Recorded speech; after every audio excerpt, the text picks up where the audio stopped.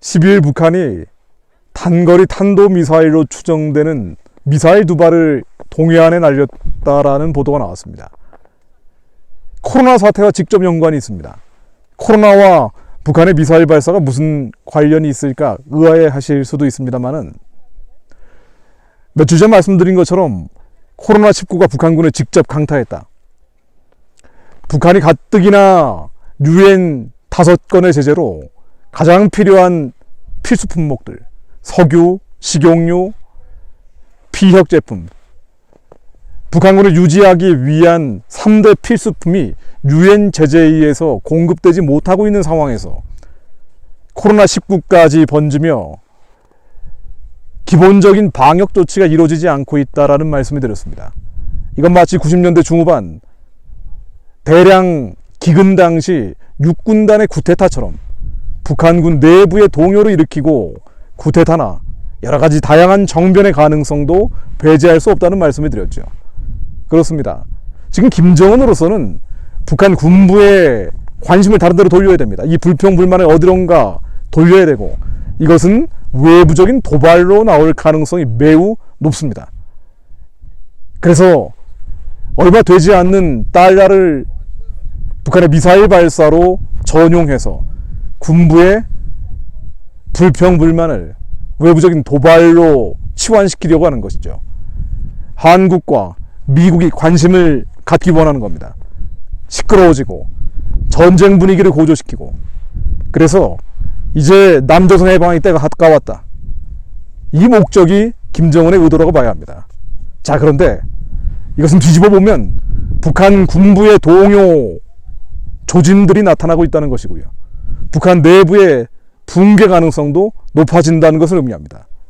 바로 이 중요한 때, 북한의 우상숭배 체제가 무너지고 북한의 신정 정권이 무너질 수 있는 이 결정적 시국에, 특이하게도 남한의 좌파 좌익이라는 사람들은 신경 쓸 것도 없습니다만은, 이른바 자유진영, 보수 우파, 제도권 안에서도 특히나 탈북자라든가 북한을 잘 안다고 하는 사람들이 북한의 코로나19를 막기 위한 방역 조치를 남한에 선제적 제공을 할 필요가 있다.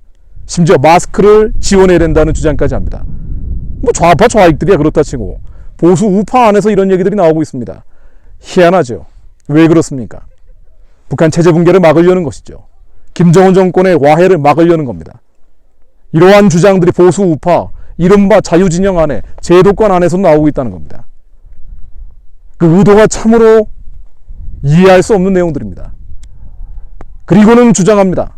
이것은 북한 주민을 위한 것이다. 그렇습니까? 절대 그렇지 않습니다. 지금 북한에 지원되는 마스크는 100%, 117만 북한 군대에 제공될 겁니다. 주민들한테 가지 않겠죠. 300만 명이 대량 하사돼도 체제를 유지했던 김일성 왕조 정권입니다. 지금 무너지느냐 무너지지 않느냐, 망하느냐 망하지 않느냐 기로에 서 있는 김정은은 남한에서 공급되는 코로나19 방역 제품들과 의료 체계가 만일 있다면 모두 북한 군에 투입할 겁니다. 117만 군대에 제공하기 어렵기 때문에 아마 남한보다 10배나 많은 특수부대에 집중적으로 지원될 겁니다. 그렇게 해서 북한 군부의 불만을 잠재우고 체제의 연장을 시도하겠죠. 그런데도 불구하고 이러한 방역 지원이나 마스크 지원을 주민 지원이라고 주장합니다. 전형적인 햇볕 정책의 논리입니다. 그러나 주민 지원과 정권 지원, 주민 지원과 체제 지원은 완전히 다른 것입니다. 이미 김대중 노무현 정부 때 확인된 것처럼 69억 5천만 달러어치의 물품들이 북한에 지원됐습니다만은 이 69억 5천만 달러의 물품들은 북한의 2,500만 주민들이 27년 동안 저 안남미 태국에서 쌀을 수입할 수 있는 어마어마한 물량들이 지원됐습니다만은 이건 모두 주민이 아니라 정권 지원, 체제 지원으로 전용됐습니다. 그렇게 만들어진 게 핵무기와 미사일이고 지금 날리고 있는 탄도미사일입니다. 그런데 이렇게 많은 실패와 확인에도 불구하고 이제 다시 심지어 보수 우파, 대한민국의 자유진영 안에서조차 주민지원이라는 외피를 걸쳐서 체제지원, 정권지원을 하자고 하고, 그러한 주장을 하는 사람들은 유엔 제재, 미국의 제재가 있음에도 불구하고 개성공단을 재개하자는 얘기를 합니다.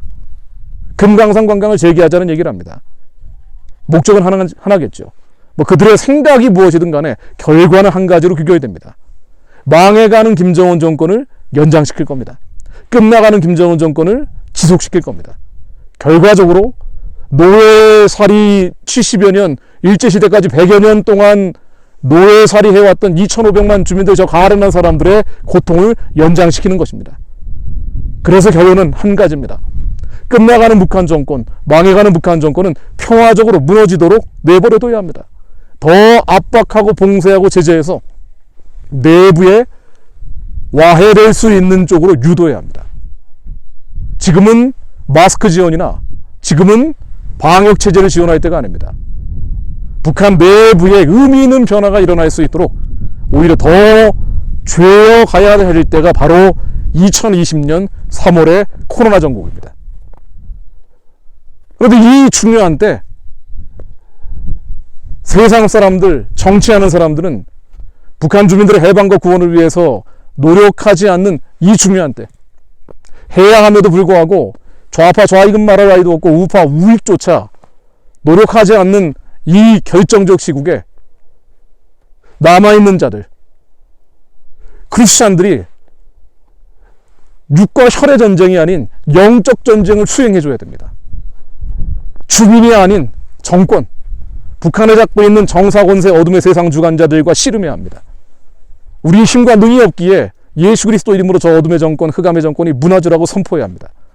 그러나 사단은 이걸 너무 잘 알고 있죠. 그래서 예배드리지 못하게 합니다. 기도하지 못하게 합니다.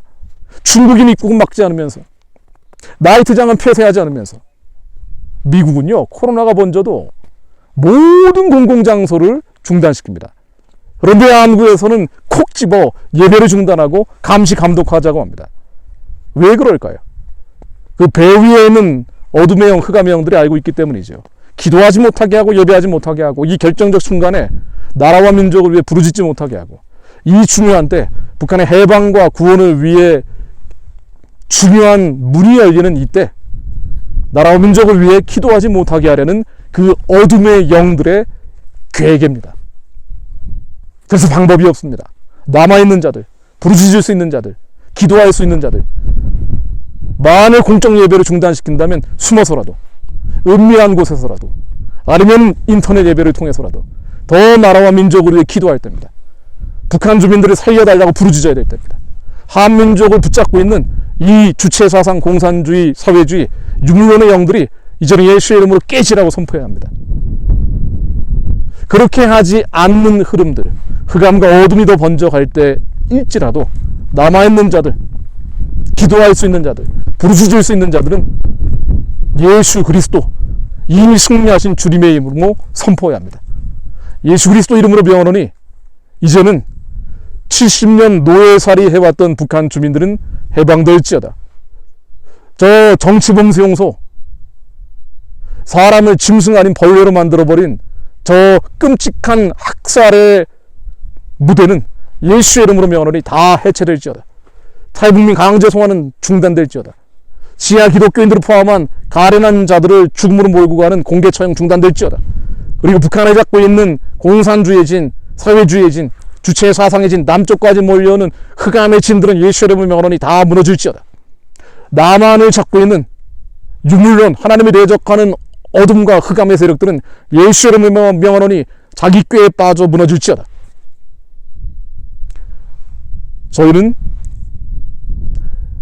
한국의 예배가 중단되고 남은 자들조차 숨쉬기 어려울 때 더 부르짖어 기도할 것입니다.